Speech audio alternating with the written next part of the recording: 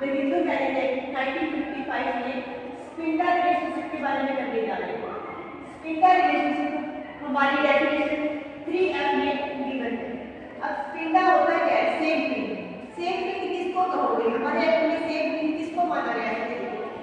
इसका first part कहता है with reference to any person extend as far as the third generation inclusive in the line of ascent through the mother and fifth generation inclusive in the line of ascent through the father. The line being traced upward in each case from the person concerned who is counted as the first generation. अब ये definition कैसे समझ जाएगी? इसको ध्यान से समझते हैं। लेट राम एक बंदा है जिसको हम फर्स्ट जनरेशन मान रहे हैं, जिससे तो लेके चल रहे हैं राम। अब राम की क्या बने? फादर है, मदर। अब मदर की साइड से मदर की क्या रहे होंगे? मदर फादर रहे होंगे।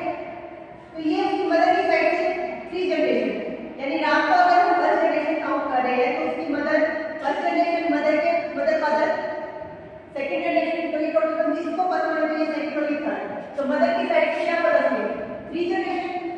अब यही राम का नाम जो फादर थे, फादर के मदर फादर सेकंड जनरेशन, अगर राम को हम फर्स्ट लेके चल रहे हैं।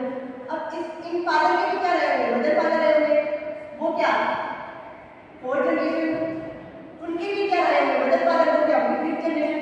क्या काम है? फादर की साइड से 5th जनरेशन, तो मदर की साइड से 3 जनरेशन तक काउंट करना है और फादर की जनरेशन से फादर की साइड से 5th जनरेशन तक हमें देखना है। ये सब हमारे क्या है?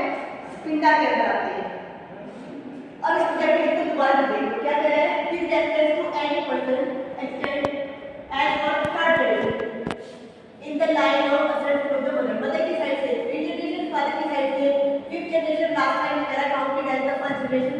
जिस बंदे के बारे में हम बात कर रहे हैं उसको हम फर्स्ट जनरेशन काउंट करेंगे। ये बड़ा स्पिंडा था। अब ये देखो सेकंड में क्या कह रहा है? 2 person are said to be spinda of each other if one is linear ascendant of the other within the limit of spinda relationship. स्पिंडा का कवरेज इस लिमिट के अंदर आएगा। स्पिंडा की डिस्कस किया हमने, इस लिमिट के अंदर है तो आप उसको स्पिंडा रिलेशनशिप में बोलोगे।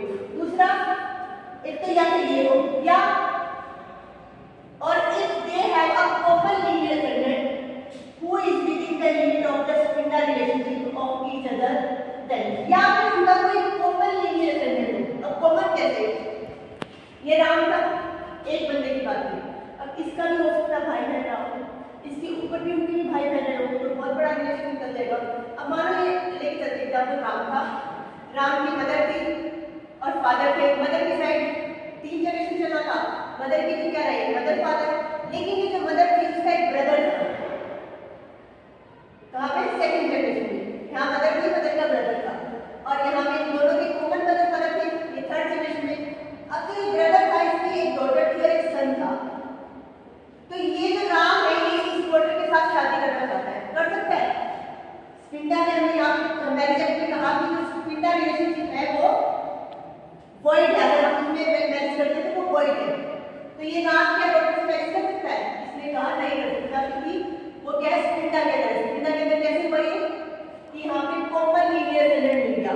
अब इसका लीनियर एलिमेंट कौन है?